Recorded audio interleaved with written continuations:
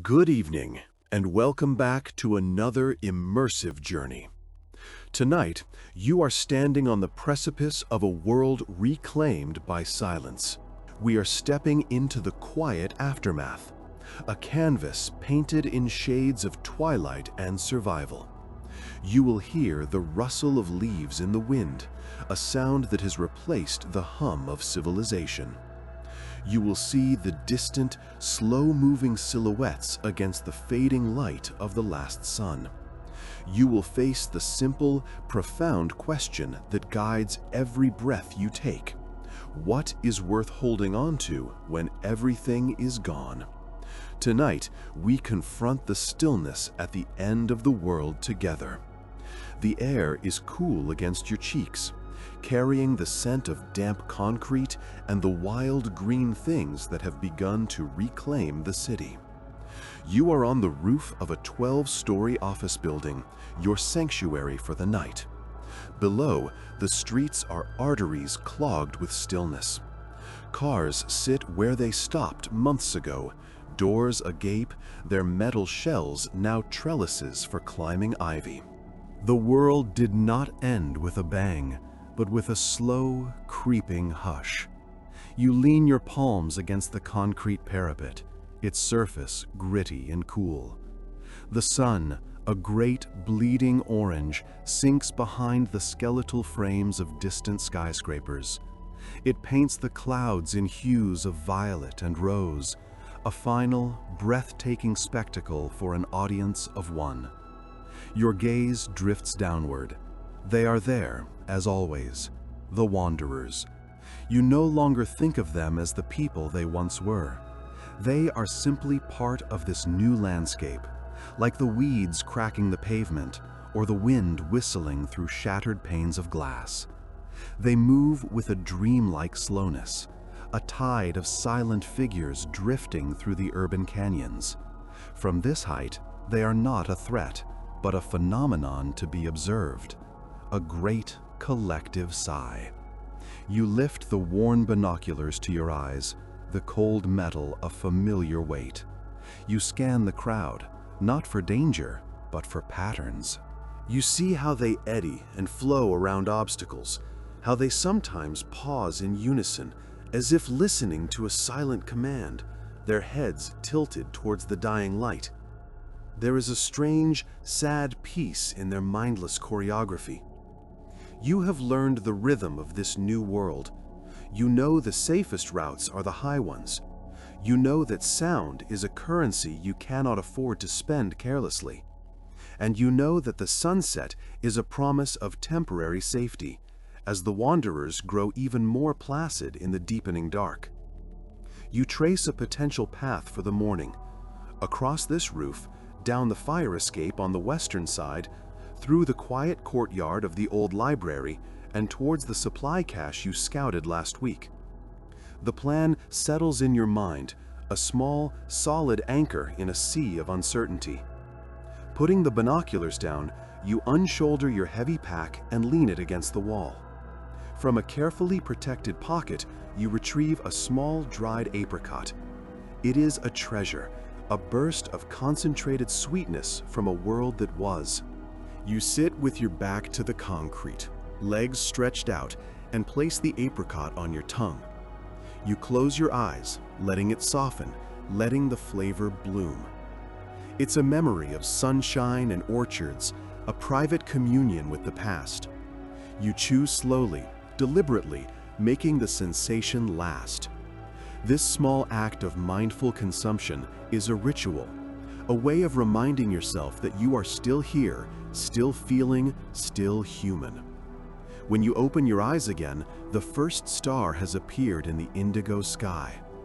Below, the wanderers are nearly invisible now, just patches of deeper shadow in the twilight. A low, collective moan rises from the streets, a sound you've come to associate with the changing of the light. It is not a sound of aggression, but of something more elemental, like the groaning of ice or the shifting of the earth.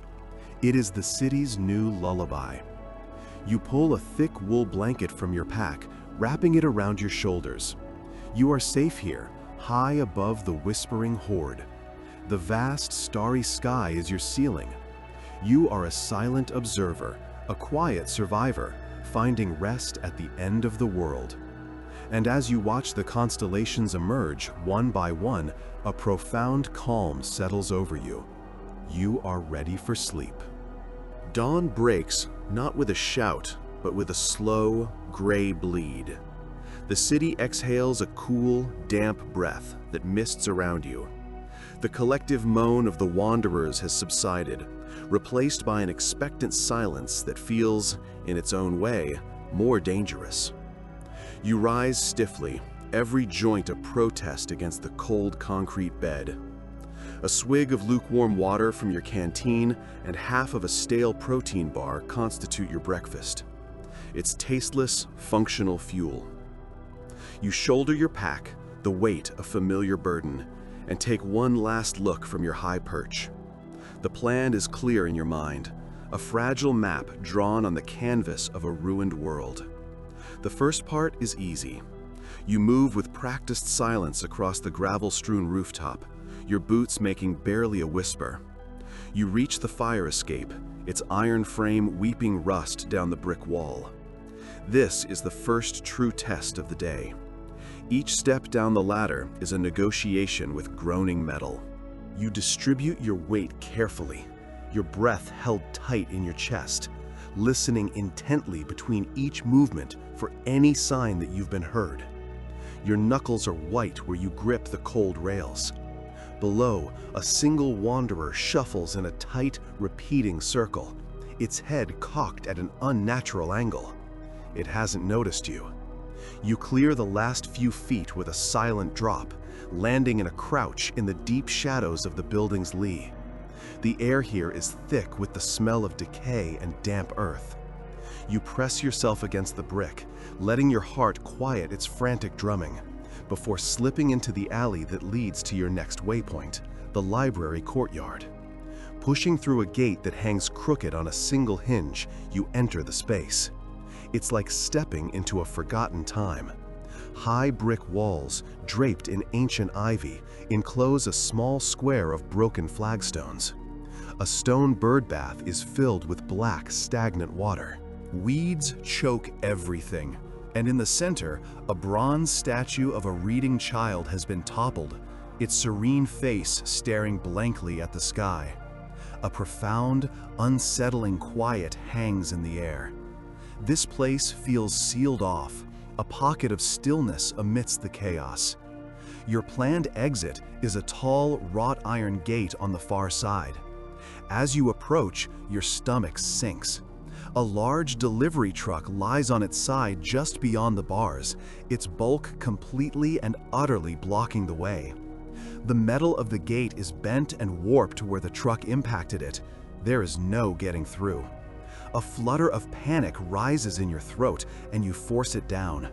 You are boxed in.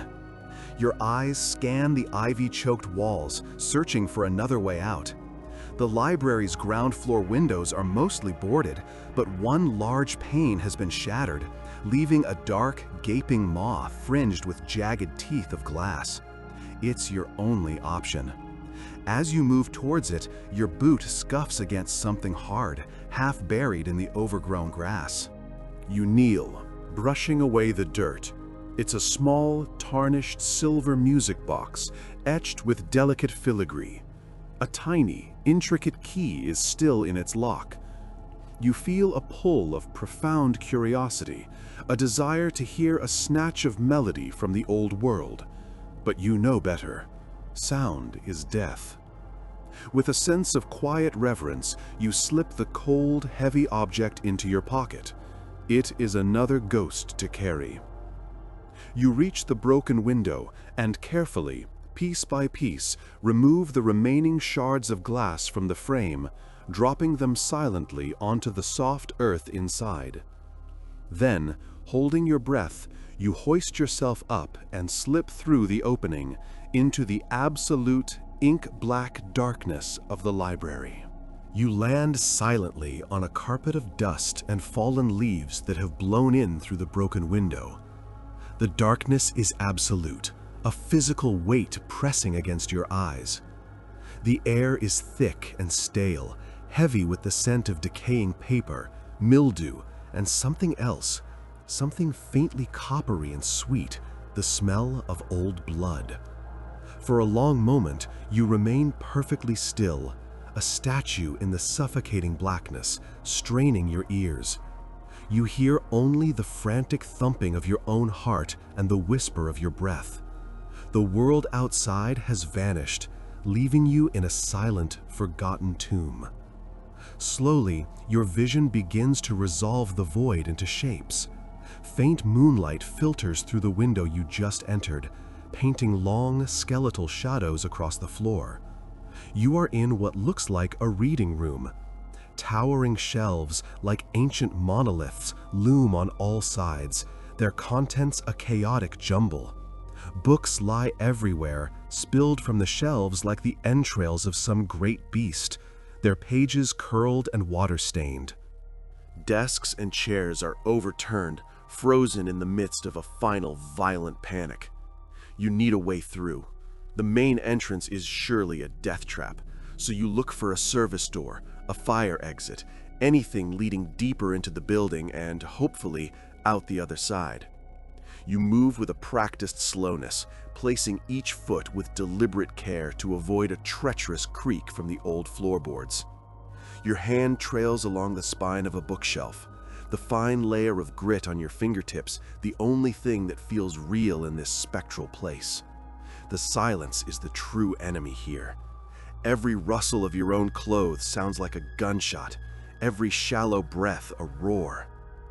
You round the end of an aisle, your eyes now better adjusted to the gloom. Ahead, you can just make out a door marked with a faded, staff-only sign. Hope, a fragile and dangerous thing, flickers in your chest. As you take a step towards it, a new sound cuts through the silence. Scrape, drag, scrape. You freeze, every muscle in your body locking tight. The sound is soft, rhythmic, and horribly close. It's the sound of something heavy and wet being dragged across the wooden floor. It's coming from behind a tall, overturned shelving unit to your left.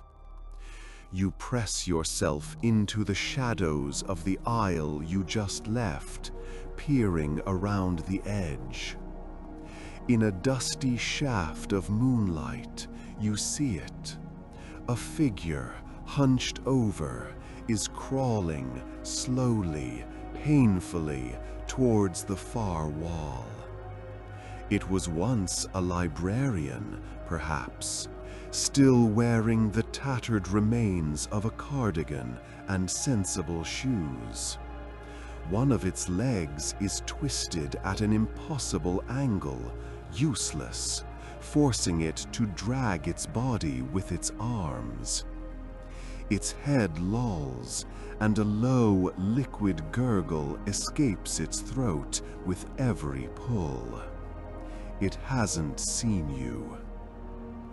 Your path to the door is cut off. You could try to circle around, but the floor is a minefield of fallen books and debris. The creature is slow, but any sound will bring its vacant, hungry eyes straight to you.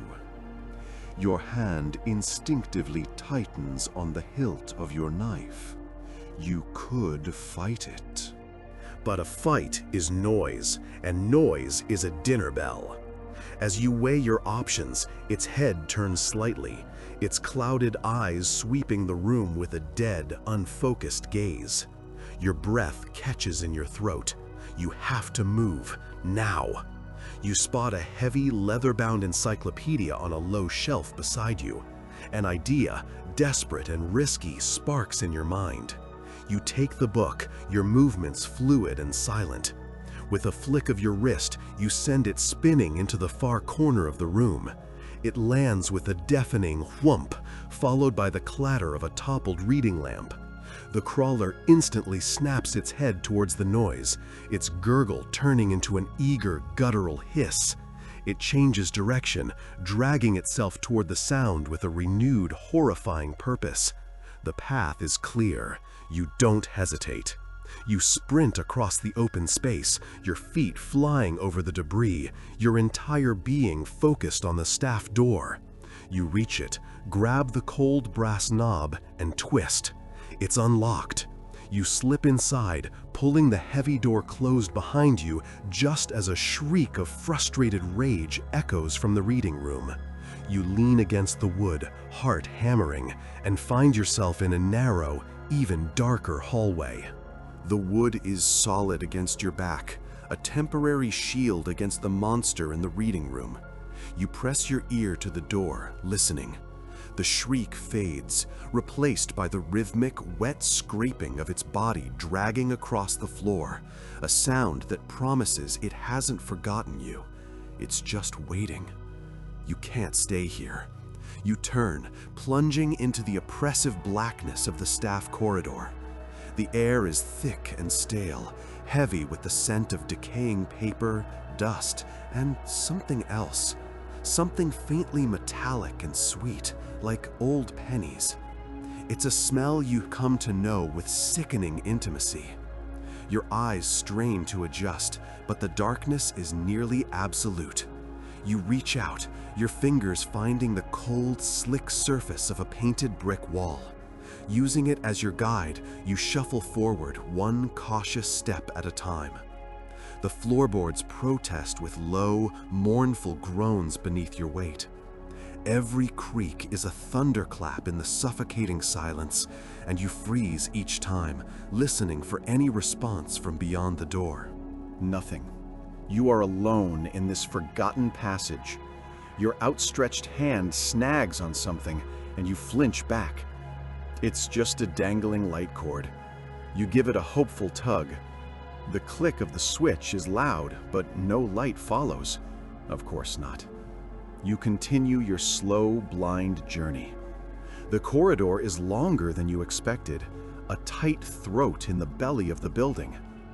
You pass looming, unseen shapes that your mind populates with horrors, but your questing hands identify them as hulking metal filing cabinets and stacks of bundled newspapers brittle with age.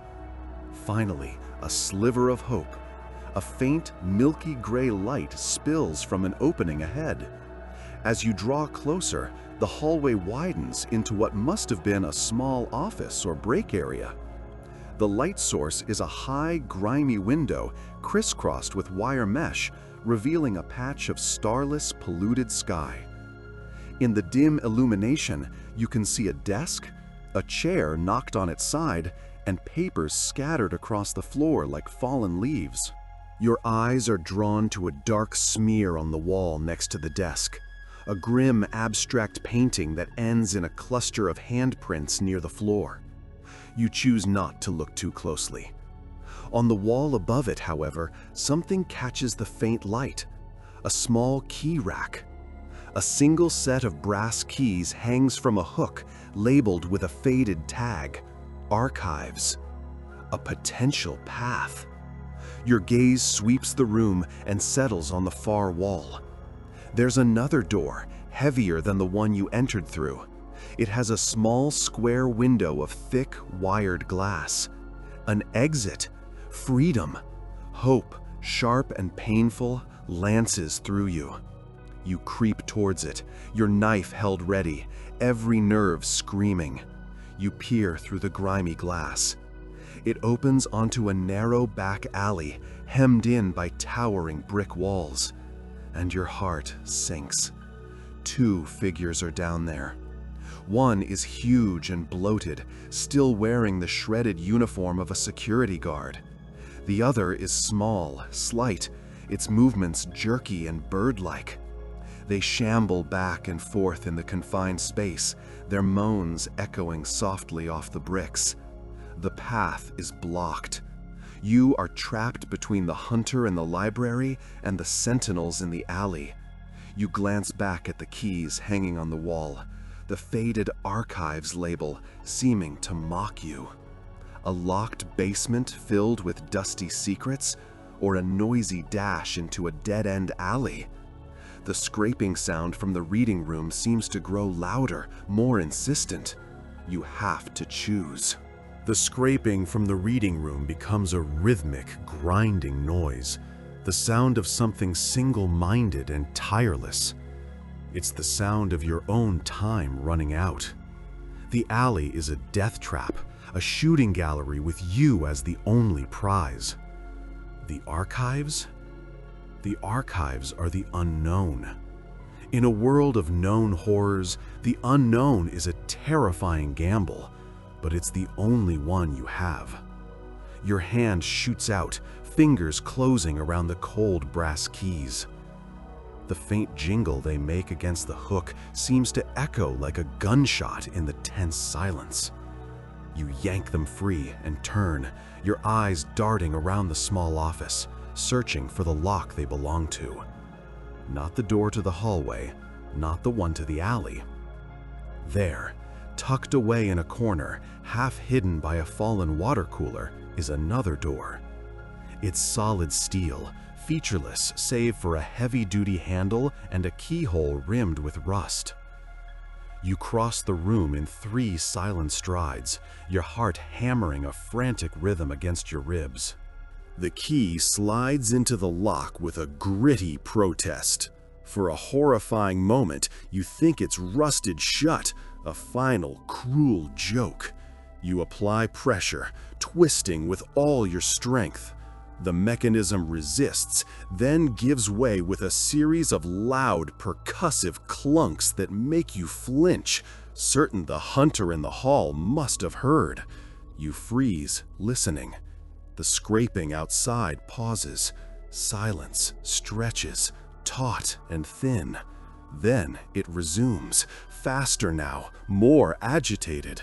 You don't have another second. You pull the heavy door inward. It opens onto a small concrete landing and a wave of cold, musty air that smells of damp earth and decaying paper. Beyond the landing, a flight of steep stairs descends into an abyss of absolute darkness. There's no time to reconsider.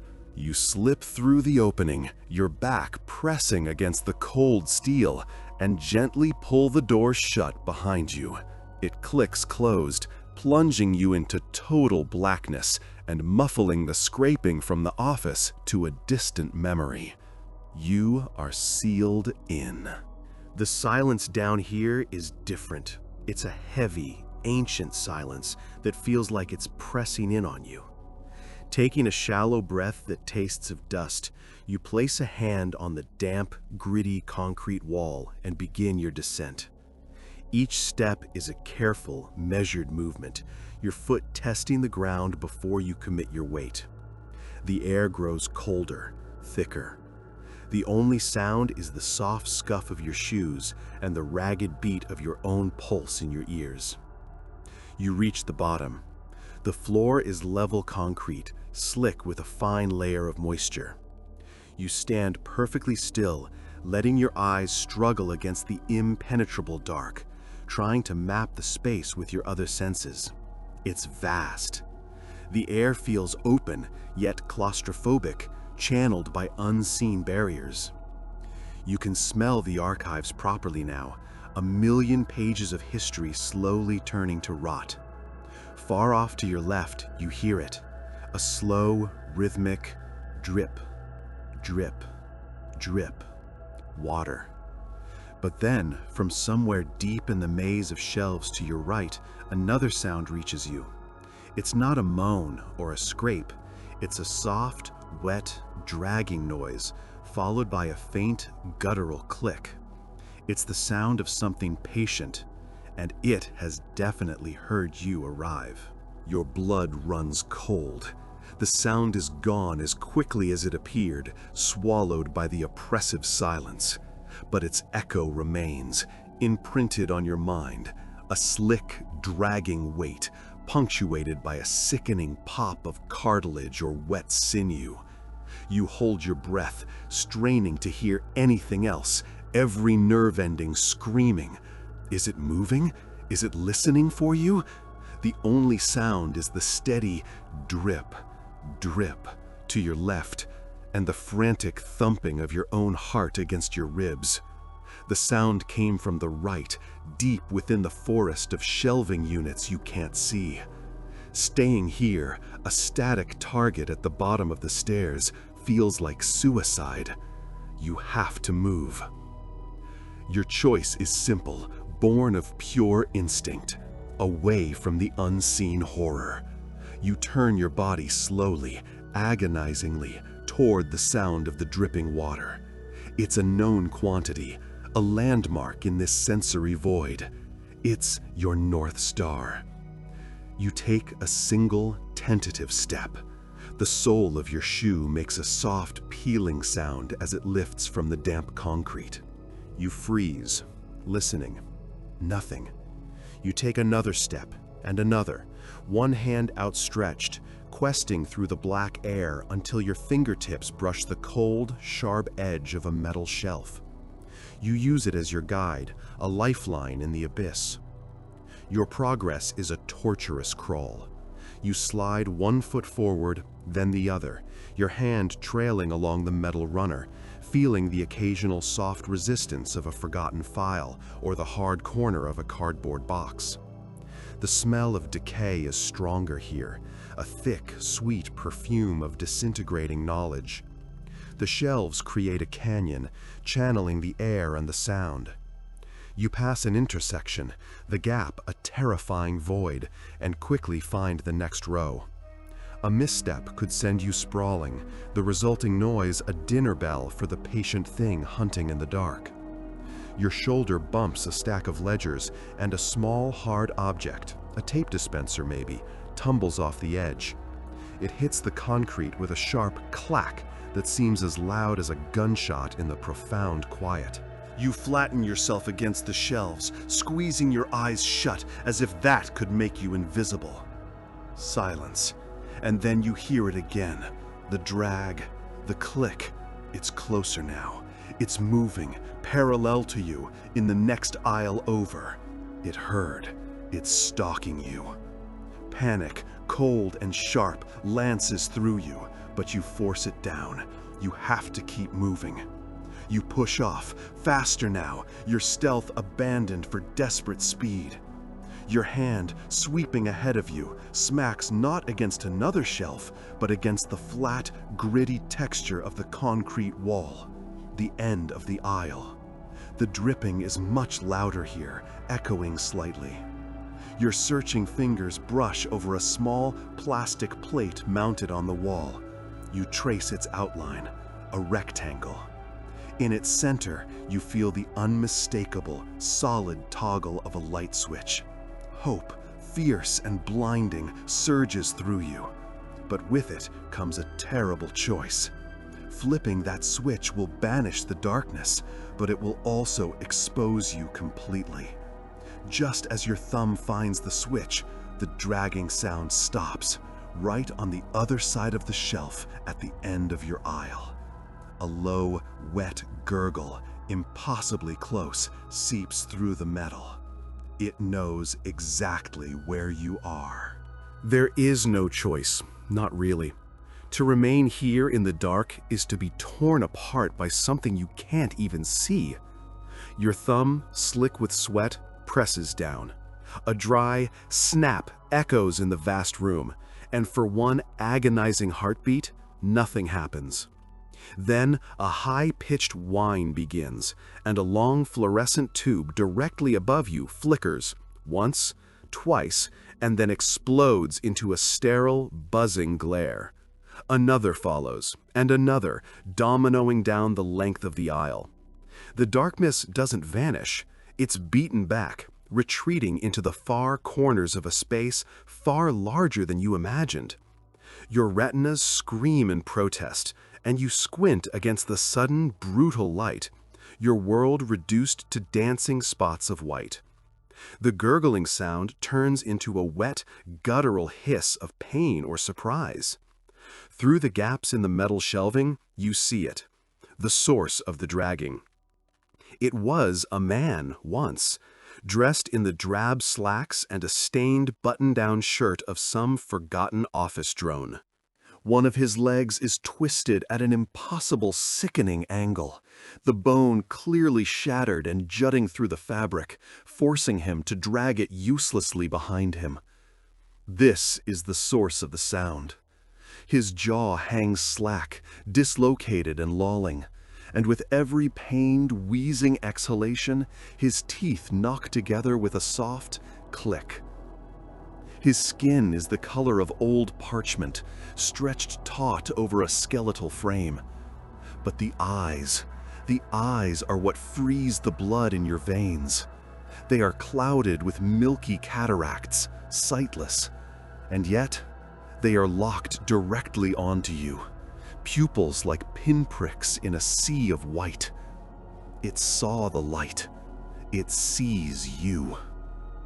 The moment of shock passes. The creature lurches, its one good leg propelling it with surprising speed towards the end of the aisle. It means to come around. Your back is already pressed against the cold concrete wall. Your hands fly over the surface next to the light switch, searching for an escape. Your fingers find the cool metal of a door handle. A fire exit? Hope, electric and pure, jolts through you. You twist. It doesn't budge. You throw your shoulder against it, a desperate, hopeless shove. It's locked. Chained, maybe. Trapped. The scraping sound is getting louder as it rounds the towering shelf. You are in a dead end, a concrete coffin. Panic gives way to a primal, cornered animal ferocity. You can't run. You have to fight. Your gaze sweeps the shelves behind you, no longer seeing boxes of records, but potential weapons. Your hand closes around the spine of a massive, leather-bound ledger, thick as a brick and heavy with the dead weight of 100 years of accounts. You wrench it from the shelf, dust billowing into the sterile air. Gripping it with both hands, you plant your feet, your heart a frantic drum against your ribs. The dragging scrape is at the edge of the shelf now. A shadow precedes it, long and impossibly thin in the humming fluorescent light. You raise the book like a club as the thing's ruined face appears around the corner, its dead, white eyes finding yours. There is no thought, only a white-hot spike of instinct. You swing the heavy ledger in a desperate, horizontal arc. The sound is not the clean crack you expected, but a wet, sickening thud, like an axe splitting damp wood. The book connects with the side of the creature's head, the impact jarring your arms to the shoulder. It stumbles sideways, its lolling jaw snapping shut with a crack of bone. But it doesn't fall. Its head whips back towards you, a new, dark indentation above its temple. Yet those milky eyes remain fixed, unblinking. It lets out a low, guttural moan, a sound of pure, mindless persistence, and lunges. Its one good hand, fingers like desiccated twigs, latches onto the front of your jacket. You are slammed back against the metal shelving with a deafening clang that rattles your teeth. The stench is overwhelming, grave dirt and rot and something sickly sweet. Its ruined face is inches from yours, the click-clack of its dislocated jaw a horrifyingly intimate rhythm next to your ear. You push against its chest with your free hand, but it's like trying to move a stone column. Its grip is iron. You can feel the unnatural cold of it seeping through your clothes, a deep, cellular chill. Panic claws at your throat. With a surge of adrenaline, you bring your knee up hard into its pelvis. There's a dry snap, but it barely registers the blow. It is, however, enough to break its balance on its single good leg. As it sways, you wrench yourself free of its grasp, tearing the fabric of your jacket. You don't hesitate. You don't give it time to recover. You raise the ledger high above your head, all your fear, all your desperation pouring into the motion. This time, you aim for the temple, for the dent you already made. The book comes down with the full force of your body behind it. The sound is a final, definitive crunch of shattering bone. A spray of something dark and viscous flecks your face. The creature's legs buckle. It doesn't fall so much as it collapses, folding in on itself like a discarded puppet. It lands in a heap at your feet, silent and still. For a long moment, you can't move. You stand there, chest heaving, the blood-soaked ledger clutched in your white-knuckled grip. The only sounds are your own ragged gasps and the incessant, maddening hum of the fluorescent light above. You finally lower the book, your arms trembling uncontrollably. You look down at the thing on the floor. It is just a body now, a broken collection of limbs and fabric. The sight does not bring relief, only a profound, hollow sickness that churns in your gut. Your back is still pressed against the shelves. You remember the door, the locked door. During the struggle, you both slammed against it. You turn, your eyes tracing the frame. A long, fresh crack runs through the wood near the lock. The metal plate holding the bolt is bent, pulled away from the splintered jamb. Hope, fragile and thin, returns. You drop the ledger. It lands with a heavy, final slap on the concrete and reach for the handle. Your hand trembles as you twist it. You feel a grinding resistance, then a loud pop as the damaged bolt gives way. The door swings inward an inch, opening onto a slice of absolute, silent darkness. Freedom, or something else entirely, awaits in the black. You push the door. It groans on protesting hinges, the sound swallowed by the oppressive blackness that waits beyond. The hum of the fluorescent light behind you is a lifeline you're about to sever. For a breath, you hesitate on the threshold, caught between the known horror of the body on the floor and the unknown dread of the void ahead. The metallic tang of blood in the air makes the decision for you. You can't stay here. Taking a shallow, trembling breath, you step through the doorway. The door swings shut behind you with a soft click, plunging you into absolute sensory deprivation. The light is gone. The hum is gone. The silence is so profound it feels like a physical pressure against your eardrums. It's a cold, dead dark, thick with the smell of damp concrete, dust, and something else. Something stagnant and old. You raise your hands, palms out, and shuffle forward one slow, cautious step at a time. Your fingertips brush against a rough brick wall on your left. You use it as your guide, your feet scuffing softly on the gritty floor. The air is still and cold, chilling the sweat on your skin. Every tiny sound, the rustle of your own clothes, the pounding of your heart, is amplified into a deafening roar. You need to see. Panic begins to prickle at the edges of your composure. Your hands fly to your pockets, searching with a frantic energy. Keys, wallet, nothing. Then, in your back pocket, your fingers close around the cool, smooth rectangle of your phone. Relief washes over you, so potent it almost brings you to your knees. You pull it out, fumbling with the screen. Your thumb swipes, and the screen flares to life, blindingly bright. 1% battery, a tiny, blinking red icon of doom. There's no time. You navigate to the flashlight function, your fingers clumsy and slick. A powerful LED beam cuts a clean, white cone through the oppressive dark. You're in a narrow corridor, a basement tunnel. Thick pipes, wrapped in decaying insulation, run along the ceiling and walls, weeping dark streaks of moisture. The beam of light dances as your hand shakes, revealing a hastily abandoned nest in a small alcove ahead. A dirty sleeping bag, a crushed water bottle, an overturned backpack with its contents spilled across the floor. Someone else was here. You approach cautiously, sweeping the light into every corner. No bodies, no bloodstains, just the sad detritus of a failed sanctuary. Kneeling, you rummage through the spilled items. A half-eaten bag of trail mix, a paperback novel with a creased spine, and a small multi-tool. Then you see it, a tiny key fob flashlight clipped to a carabiner. You press the small button. A weak but steady beam of yellow light appears. It's not much, but it's more than the single % of life left in your phone.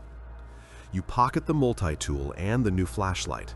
Your own phone screen flickers once, twice, and then dies, plunging you back into darkness for a heart-stopping second before you switch on your new, weaker light.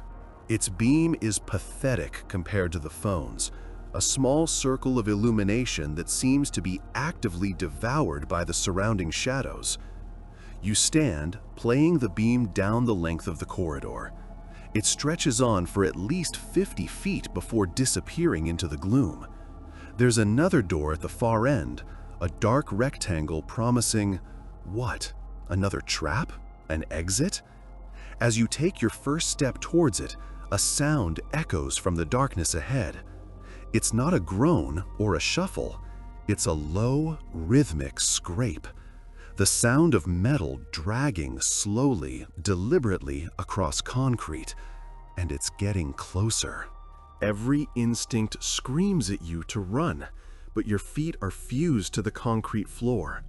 The scraping sound is agonizingly slow, a drawn-out metallic screech that vibrates through the soles of your shoes. It's methodical, unhurried, not the sound of a mindless shambler, but something with a terrible, patient rhythm.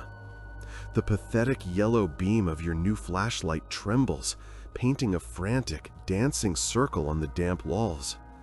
Going forward is suicide. Going back means returning to the morgue and the horrors within. Your eyes dart back to the alcove, the discarded sleeping bag a pool of shadow. It's your only option. You extinguish the light, plunging yourself into a disorienting, absolute blackness. You stumble back, hands outstretched, until your fingers brush against the rough concrete wall. You feel your way into the small space, pulling the filthy sleeping bag over your legs and curling into the tightest ball you can manage. You hold your breath, your heart a frantic drum against your ribs. Now you can only listen. The scraping grows louder, accompanied by a new sound, a wet, dragging squelch, like a soaked mop being pulled across the floor. The air thickens, growing heavy with the coppery tang of old blood and the foul, sweet stench of advanced decay. It's so close now. You can hear a faint, gurgling wheeze with every deliberate drag of metal. You fight the primal urge to squeeze your eyes shut, instead forcing one open, peering through a tiny gap in the sleeping bag's fabric. A shape lurches into view at the far edge of the corridor, a silhouette made darker than the surrounding dark. It's stooped, unnaturally so, as if burdened by a great weight. As it shuffles closer, the source of the sound becomes clear. It's one of them, but twisted. It was probably a janitor once, its uniform shredded and stained black. One of its arms is gone, sheared off at the shoulder. The other is fused, melted, and warped around the handle of an industrial floor polisher. The heavy metal disc of the machine is what scrapes against the concrete. The creature isn't attacking, it's working. Mindlessly, it pushes and pulls the machine, back and forth, dragging it through pools of stagnant water and grime, forever polishing a floor that will never be clean. Its head hangs at an impossible angle, a low, wet gurgle its only song. You remain utterly still, not daring to breathe as the grotesque janitor continues its eternal task, slowly dragging its burden past your hiding spot. The scraping sound begins to recede, moving down the tunnel in the direction you came from. Minutes stretch into an eternity. When the sound is nothing more than a faint, distant echo, you finally allow yourself a shaky, silent breath. The path ahead is clear. For now. With trembling hands, you push the sleeping bag away, switch your tiny light back on, and get to your feet. You move quickly now, your soft-soled shoes making no sound as you head towards the distant door, the ghost of that rhythmic scraping forever etched into your mind. The door looms at the end of the corridor. It's thick, steel, with a small, grimy porthole window that's too smeared to see through. A stenciled sign, faded but legible, reads "Sub-level access B4." Your hand hesitates over the heavy lever-style handle. Every instinct screams that opening it is a mistake, an invitation to some new horror. But the memory of the scraping janitor pushes you forward. There is no going back. Taking a deep breath, you brace yourself and push down on the lever. The mechanism groans in protest, a deep, grinding sound that echoes back down the tunnel you just fled. You freeze, every muscle tensed, listening for any reaction, any shuffling feet drawn to the noise. Nothing. Only the dying echo and the frantic pounding of your own heart. You push the heavy door inward just enough to slip through the gap, immediately enveloped by a new kind of darkness. The air changes instantly. It's colder here, heavy with the smell of damp earth, rust, and the metallic tang of ozone. Your small light beam struggles to pierce the oppressive gloom, revealing not a corridor, but a vast, cavernous space. It's a utility hub, a concrete heart for the facility. Enormous pipes and thick bundles of cables snake along the curved walls and ceiling, and a low, persistent hum emanates from a hulking generator in the distance. And then you hear it, a sound so out of place it's almost musical, the steady, rhythmic drip of water. Hope, sharp and dangerous, pierces your fear. Water. You follow the sound, stepping carefully over loose conduits, your light dancing ahead. The dripping leads you towards the center of the room, where a small, makeshift camp is clustered around a leaking joint in a large overhead pipe. A collection of buckets, pans, and plastic jugs are arranged to catch the steady stream. 2 rolled-out sleeping bags, much like the one that just saved you, lie beside a small pile of empty cans. A book, its pages swollen and warped by the humidity, lies open as if its reader was just interrupted. You feel a pang of something, kinship, maybe pity. Others were here. Your light continues its sweep, moving past the pathetic little camp and into a shadowed alcove just beyond. That's where you find them. 2 figures curled together under a thin blanket, seemingly asleep. But their stillness is too absolute, too profound. As you get closer, the beam reveals skin that is waxy and pale, mottled with dark, ugly sores. There are no bite marks, no torn flesh. They weren't taken by the dead. They were claimed by disease, a quiet, insidious killer that festered down here in the damp, stagnant air. A cold dread washes over you, far more chilling than the room's temperature. The water, once a symbol of hope, now seems menacing, a potential carrier for the sickness that took them. The very air feels tainted. You back away, scanning the camp for anything useful that isn't contaminated. Your light catches a glint of metal under a rusted platform, a single sealed can of beans that must have rolled away. You snatch it, your prize for disturbing this tomb. Your gaze darts around the chamber, desperate for an escape. And you see it. Bolted to the far wall, a steel service ladder rises straight up, disappearing into a square of perfect blackness in the ceiling. Up. The only way is up, away from the water and the sickness. You turn your back on the two lost souls and head for the ladder. You stuff the precious can of beans into your pack, the metallic clink echoing unnervingly in the silent tomb. The ladder beckons. Its rungs are cold and slick with condensation, unforgiving against your palms. You begin to climb, one rung at a time, your boots finding purchase on the grooved steel. The world below, with its two silent occupants and the treacherous water, shrinks into a pale, circular stage illuminated by your headlamp. Above, there is only absolute blackness. The climb is arduous. Your shoulders ache, and the muscles in your thighs burn with a familiar fire. Each upward pull is a victory against gravity and despair. The air grows warmer, thick with the smell of rust and stale, unmoving air. How far up does it go? The question circles in your mind, a companion to the rhythmic clang of your gear against the rungs. After what feels like an eternity, your outstretched hand meets not another rung, but a flat, gritty surface. A hatch. Relief floods you, so potent it almost loosens your grip. Bracing your feet, you push upwards with your shoulder. It doesn't budge. You try again, grunting with effort, putting all your weight into it. Metal groans in protest, a sound that scrapes at your nerves. Dust and rust flakes rain down, stinging your eyes.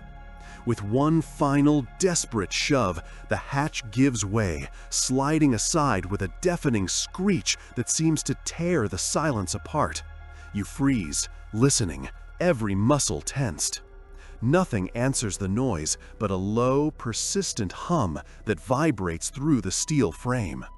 You haul yourself up and through the opening, collapsing onto a grated metal floor. The air here is different, dry, warm, and tasting of ozone and hot metal. The low hum is all-encompassing, a constant thrum of machinery that you feel in your teeth.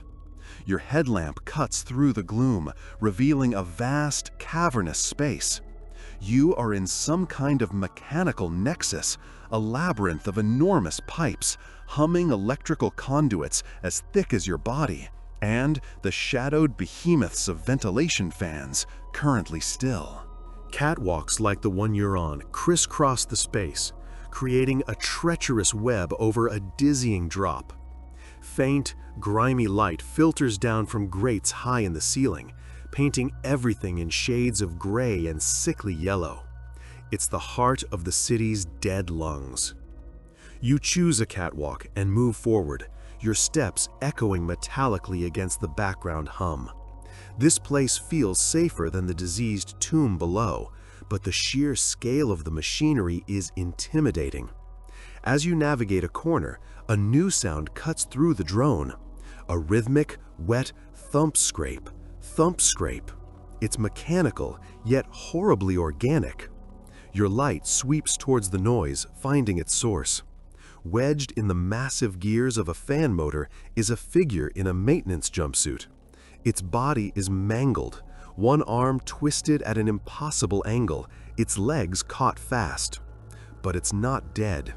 Its head lolls on its neck, and with every slow, inexorable turn of a secondary gear, its torso is dragged against a metal housing. Thump scrape. It's one of them, trapped in its own mechanical tomb. A mindless engine of hunger performing a grotesque, repetitive dance of death.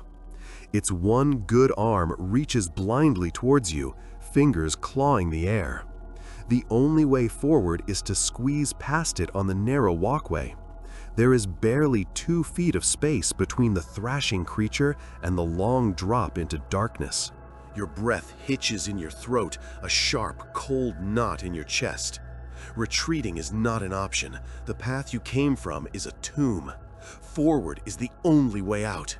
You press your back flat against the cold, vibrating safety rail, the long, empty drop just inches behind your heels. Every instinct screams at you to stay still, but you force your legs to move, inching sideways along the narrow catwalk. The smell hits you first, a foul miasma of machine oil and advanced decay, thick and cloying in the warm air. The rhythmic thump-scrape is louder now, a wet, percussive beat that syncs with the frantic pounding in your chest. As you enter its limited reach, the zombie's head swivels blindly on its broken neck, its jaw slack and working silently. The one good arm, unnaturally clean compared to the rest of its mangled form, shoots out. Greasy fingers like broken talons scrape against the front of your jacket. You flinch violently, sucking in your gut and twisting away, your knuckles turning white as you grip the railing. For a terrifying second, the worn fabric of your sleeve catches on its grasping fingers, and you hear the faint rip of tearing cloth. But its movements are constrained by the machine that holds it prisoner. The lunge is weak, uncoordinated. Its fingers slide off, missing your flesh by a breath. You don't wait for a second chance. You scramble the last few feet, boots clanging on the grate, your heart hammering against your ribs as if trying to escape. Once clear, you stop and turn back, your headlamp beam pinning the creature in its light. It continues its horrific, automated cycle, oblivious to its failure, its arms still reaching for what is no longer there. A permanent, grinding torment. You shudder, wondering which fate is worse, the frantic hunger of the shambling hordes on the street, or this mechanical purgatory. You push the grotesque image from your mind and press onward, following the catwalk as it winds deeper into the mechanical labyrinth. The ambient hum seems to grow louder, the air warmer and heavier. You pass beneath enormous ducts, some leaking a slow, steady drip of condensation that sizzles on the hot pipes below. The scale of this place is inhuman. You feel like a microbe navigating the circulatory system of some dead iron titan. Ahead, your light catches a small, glass-walled booth cantilevered off the main structure, connected by a short spur of walkway. A maintenance station? A control room? The door is slightly ajar. Hope, a dangerous and unfamiliar feeling, flickers within you. You approach cautiously, weapon raised, peering through the grimy window. No movement. You slip inside, the heavy door closing with a solid thunk that muffles the external drone to a manageable thrum. The small space is cramped, filled with defunct monitors, panels of dead lights, and a single chair bolted to the floor. On a small desk, pinned beneath a heavy wrench, is a schematic. You carefully lift the tool and smooth the paper out. It's a diagram of the primary ventilation and utility network for this entire city sector.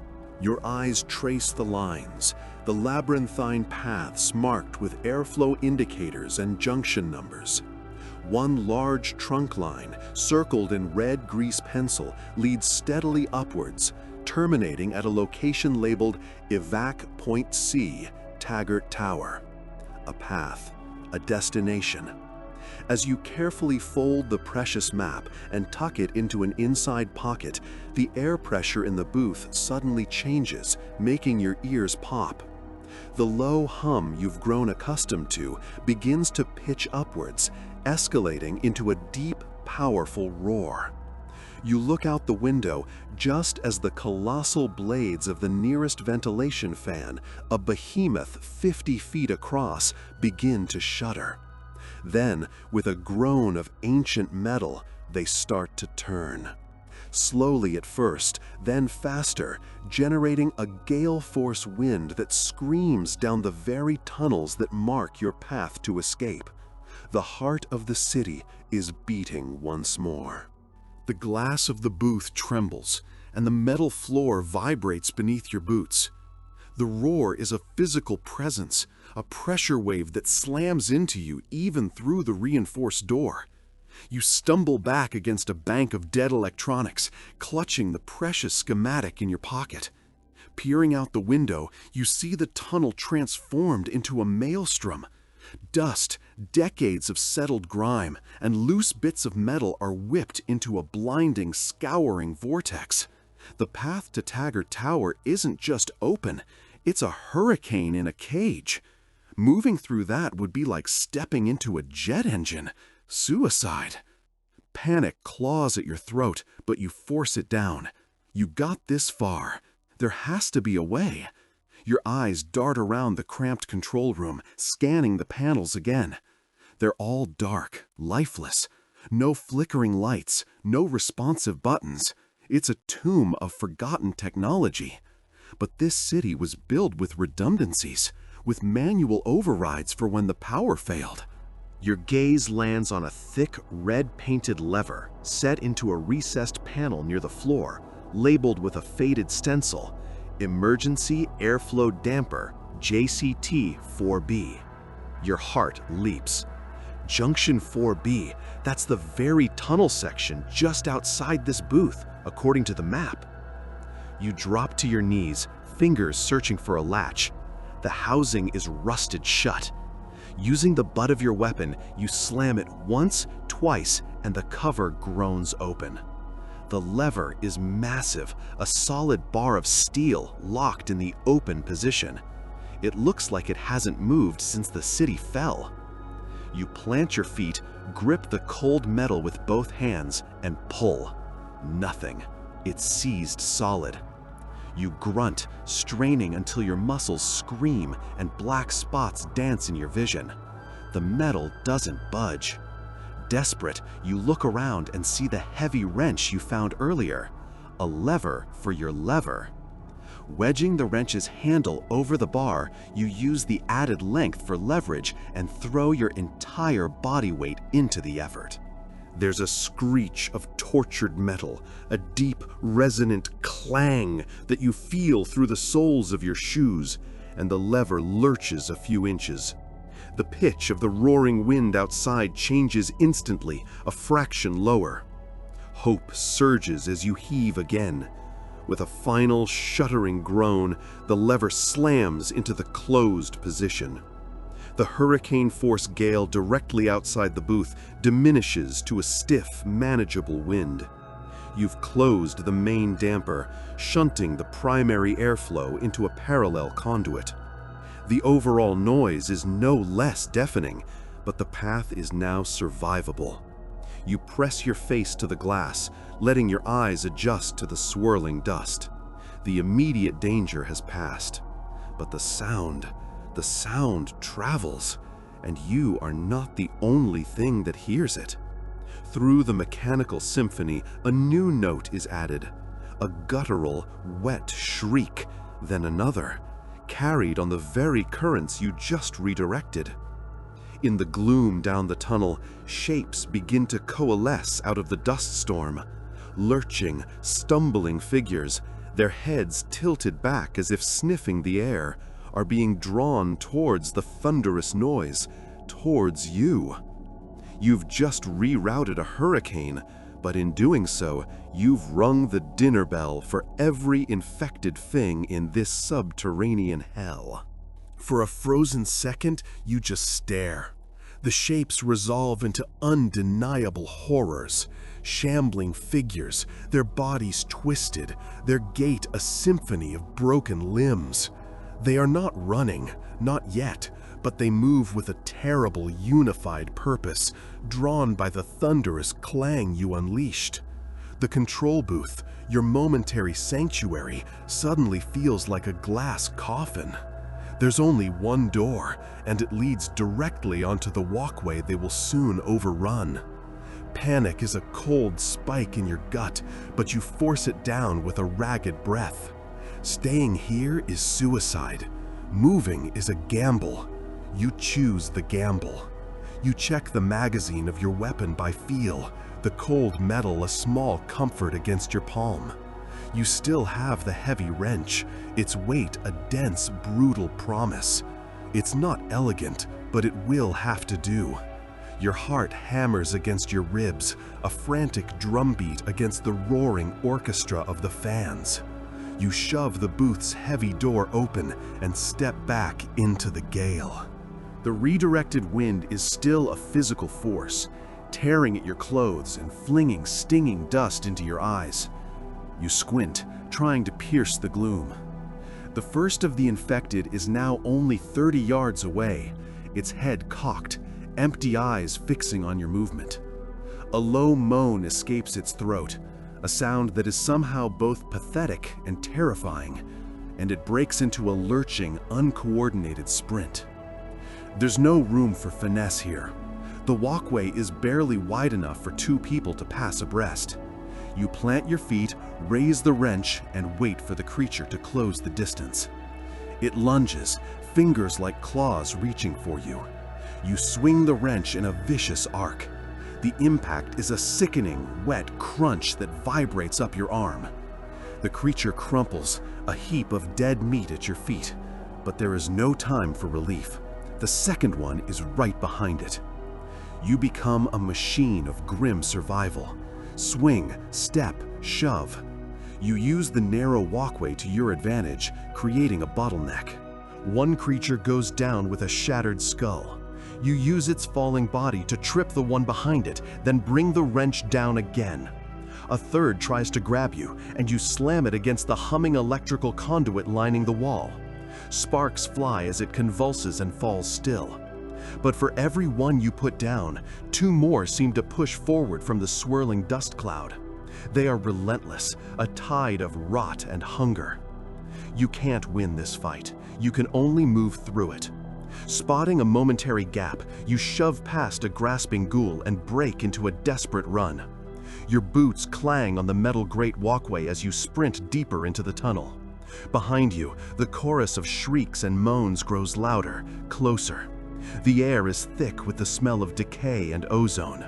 Ahead, the tunnel seems to stretch into infinity, marked only by the dim, flickering emergency lights. Then you see it. A maintenance ladder bolted to the side of the tunnel wall, ascending into a dark, square hole in the ceiling. An escape? A trap? It doesn't matter. It's your only option besides being torn apart. With the grasping sounds of the horde just feet behind you, you leap for the lowest rung and begin to climb. Your fingers, slick with sweat and grime, ache as they curl around the cold steel rungs. Every muscle in your arms and back screams in protest. Below you, a symphony of rage and hunger echoes up the shaft. A dead hand, miraculously strong, clamps around your boot. The grip is like a vice, cold and unyielding, threatening to pull you back down into the waiting maw. Panic seizes you for a heart-stopping second. You don't look down. You can't. Instead, you kick. You bring your other foot up and stomp down with all your might. There's a wet snap and the grip loosens. You pull your leg free and scramble the last few feet with renewed terror fueling your ascent. Your head bumps against solid metal, a hatch. It's heavy, rusted at the edges. With the moans growing louder again below, you shove with your shoulder. Once, twice. It doesn't budge. Gritting your teeth, you place the soles of your boots on the rung below you, straighten your legs, and push with everything you have. With a groaning shriek of tortured metal, the hatch gives way, swinging open into darkness. You haul yourself through the opening, landing hard on a dusty metal floor. Your first instinct is to pull the hatch shut. It's too heavy to lift, so you let it slam back into its frame. The sounds of the horde are instantly muffled, reduced to a faint, frantic drumming that soon fades into nothing. Silence. It presses in on you, absolute and unnerving after the cacophony below. You are in a tight, square tunnel, a ventilation shaft. The air is thick with the scent of rust and decay of a different sort, the slow rot of disuse.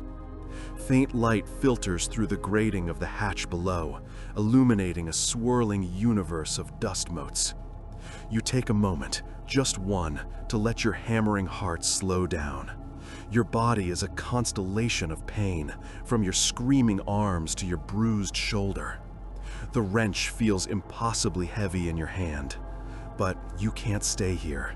This isn't safety, it's just a pause. You begin to crawl. The sound of your knees and the wrench scraping against the metal is gratingly loud in the stillness. The world is reduced to the tight confines of the duct. After what feels like an eternity of claustrophobic travel, you hear it. A sound that freezes the blood in your veins. It's not a moan or a shriek. It's a soft, rhythmic scraping from somewhere in the darkness ahead. A sound that is methodical, patient, and utterly inhuman. Movement ceases. Your breath catches in your throat, a traitorous hitch in the profound silence. The sound comes again. Scrape. A pause, long enough for you to question your sanity. Scrape. It's not the mindless scrabbling of the things below. This is different, deliberate, rhythmic. It's the sound of a task being performed, a goal being worked towards. Every instinct screams at you to retreat, to crawl back to the hatch and take your chances with the familiar dead. But you know that's not an option. The horde is down there, a churning sea of teeth and nails. The only way is forward, into the darkness, towards the sound. You flatten yourself against the cold metal floor of the duct, trying to make yourself smaller, less of a target. You push the wrench ahead of you, its weight a cold, inadequate comfort. Your advance is measured in inches, each movement a carefully considered act. The sound of your own canvas trousers whispering against the rusted surface is a thunderclap in your ears. The rhythmic scraping continues, a maddening metronome counting down your final seconds. It grows louder, more defined. You can hear the grit of metal on metal, the dry rasp of whatever tool is being used. The air grows colder, carrying a faint coppery scent that makes the back of your throat itch. Ahead, the tunnel splits, a T-junction shrouded in impenetrable black. The sound is coming from the right fork, deafeningly close now. You press yourself into the corner of the junction, heart hammering a frantic rhythm against your ribs. Slowly, cautiously, you peer around the edge. The sight steals the breath from your lungs. It's one of them, but horribly wrong. Its body is emaciated and twisted, contorted to fit the narrow space. Its back is to you, thin shoulders hunched in concentration. It's kneeling, methodically dragging a jagged piece of rebar across a seam in the ventilation shaft wall. Its fingers are raw, bloody stumps, the nails long gone, but it doesn't seem to notice. It is trying to get out, or in. The sheer, horrifying purpose of the creature is more terrifying than any mindless rage you've witnessed. This thing thinks on some primal, predatory level. You start to back away, a slow, silent retreat, but your elbow bumps the wall behind you. The wrench, balanced precariously on your palm, slips and clatters against the floor. The sound is a gunshot in the confined space. The scraping stops. For a terrible, eternal second, the creature is perfectly still. Then, its head swivels around, turning a full 180 degrees with a series of wet, popping sounds. Its eyes are not milky or vacant. They are pinpricks of black, intelligent malice set in a face of taut, gray skin. It lets out a dry, clicking hiss, like insects skittering over dead leaves, and lunges. It doesn't shamble, it scuttles, its mangled limbs propelling it forward with an unnatural arachnid speed. The left fork is your only chance. You scramble, clawing at the metal, driven by a new and more profound terror. There is no time for thought, only instinct. You propel yourself into the left fork, the rough metal of the ventilation shaft tearing at your palms and the knees of your trousers. Behind you, the sound is a nightmarish echo, a frantic scrabbling of mangled bone and ruined flesh against steel. It's not the slow, dragging shuffle you've grown accustomed to. It's the sound of a predator, swift and certain. The clicking hiss reverberates, seeming to come from all directions at once in the claustrophobic tunnel. Your headlamp beam, weakened by hours of use, cuts a frantic, bouncing path through the oppressive dark, revealing nothing but more of the same rusted, featureless corridor ahead. Every scrape of your own body sounds like a gunshot, every ragged breath a scream. You force yourself faster, ignoring the fire in your lungs and the screaming protest of your muscles. The air is thick with the dust of ages, stirred up by your desperate passage. It coats your tongue and makes your eyes water, but you don't dare slow down to wipe them. You risk a glance over your shoulder, a terrible, morbid compulsion. 2 points of absolute blackness glint in the weak light, far too close. The creature's head is still twisted at that impossible angle, its jaw clicking open and closed as it scuttles forward on all fours, its movements a fluid, horrifying imitation of a spider. A wave of pure, primal fear washes over you, cold and sharp, lending a new, frenzied strength to your limbs. The shaft ahead begins to slope steeply downwards. It's not a gentle decline, but a sharp, sudden drop, like a chute for refuse. You can't see where it ends. It could be a 20-foot drop onto concrete or a grinder for all you know. But you can hear the thing behind you, feel the vibration of its approach through the metal floor. Its hissing is closer now, laced with a wet, guttural eagerness. There is no choice. With a choked sob, you throw your body forward, tucking your chin to your chest and pulling your arms in tight. The world becomes a screaming rush of metal and darkness. The chute is steeper than you thought, and you pick up speed with terrifying velocity. The sound of your own passage is a deafening roar, briefly drowning out the sound of your pursuer. You hear it shriek from the entrance of the chute above, a sound of pure frustration and malice, a sound no human throat should ever make. Then you land. The impact is brutal, knocking the wind from your lungs and sending a shockwave of pain up your spine. You've landed on something that gives way beneath you, a pile of something soft. For a moment, you lie there, dazed, listening. The scrabbling from above has stopped. Silence. You push yourself up, your headlamp flickering wildly before the beam stabilizes. You're in a much larger space, a circular chamber that looks like some kind of central hub for the ventilation system. Massive, silent fans are embedded in the walls like the eyes of dead gods. Your light sweeps across the pile you landed in. It's a mound of old uniforms, rags, and discarded equipment. And poking through the fabric, you see the pale, unmistakable curve of a human ribcage. Then another. It's a nest, a dumping ground. As the realization dawns, a new sound begins. The familiar, hateful scraping resumes from the mouth of the chute high above you. It's coming down. But that's not the only sound anymore.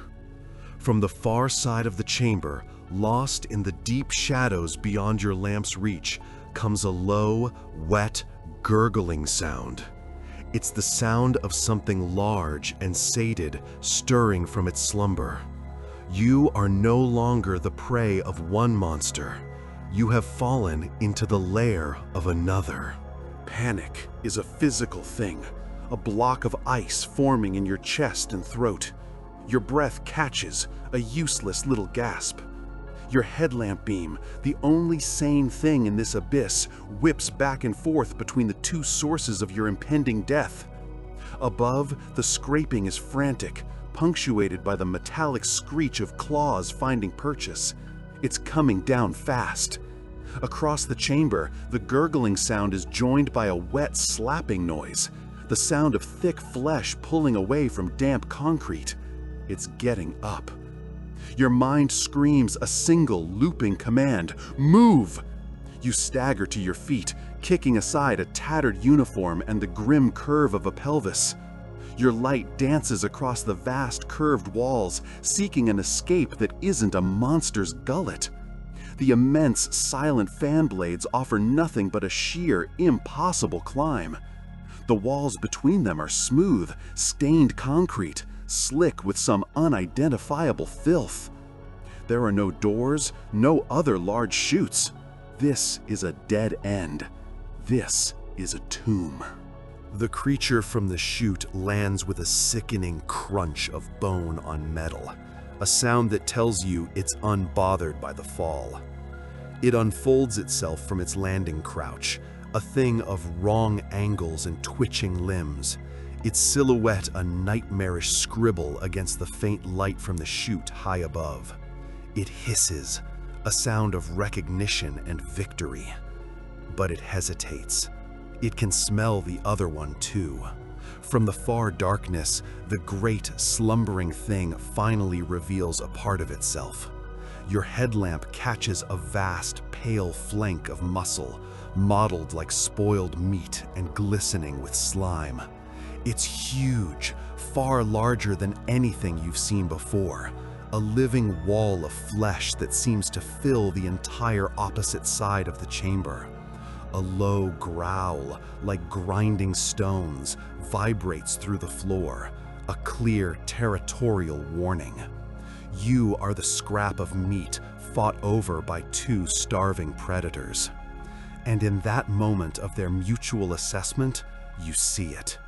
Tucked away near the base of the wall, almost hidden by the curvature, is a small rectangular panel. A maintenance hatch?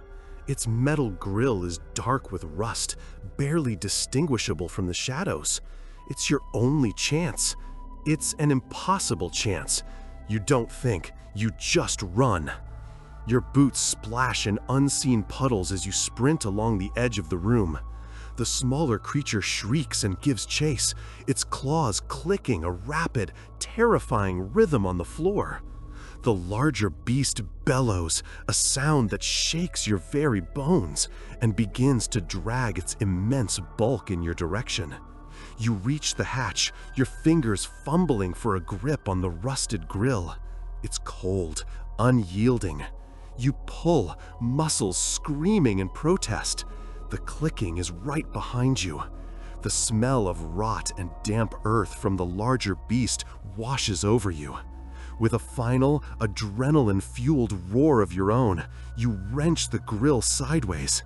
It tears from the wall with a piercing shriek of metal, and you fall back, staring into a sliver of perfect, unknowable blackness. You have maybe a second before they are both upon you. You don't dive, you scramble, throwing yourself forward on hands and knees into the suffocating dark. A blast of hot, fetid breath scorches the back of your legs as the smaller creature lunges, its claws screeching against the metal frame of the hatch you just passed through. A monstrous bellow from the larger beast shakes the very walls of your new prison, a sound of cheated rage. The noises are abruptly muffled as you crawl deeper into the iron throat, the world shrinking to the dimensions of a coffin. The darkness is absolute, a physical weight pressing against your eyes.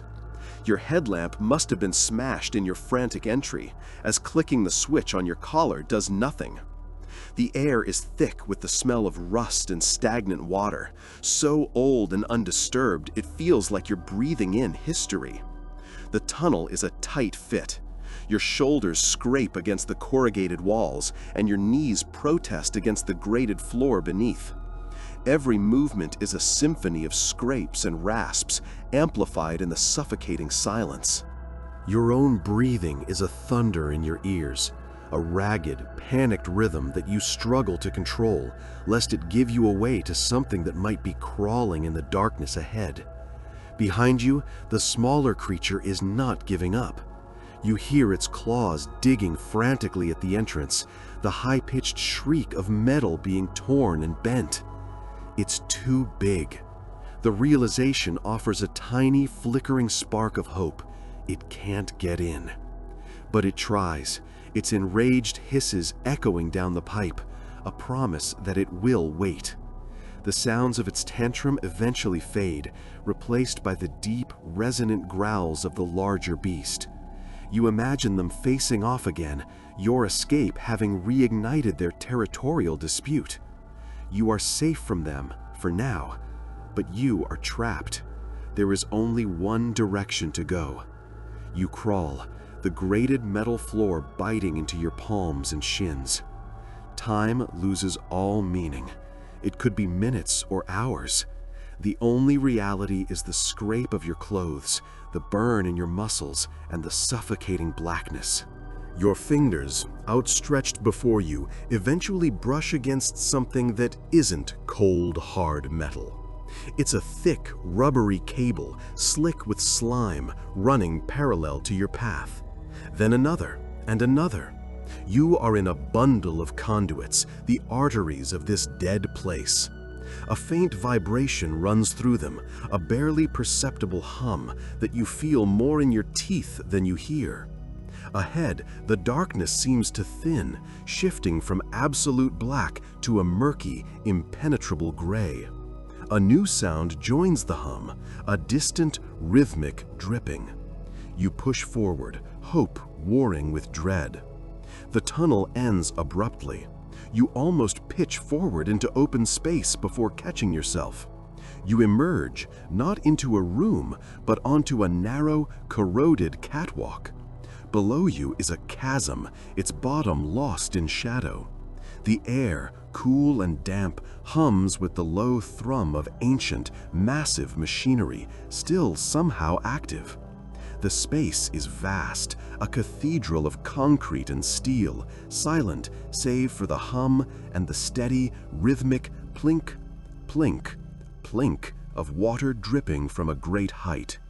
And across the chasm, suspended in the oppressive darkness, dozens of small red lights blink in slow, perfect unison, like the patient eyes of some great, watchful beast.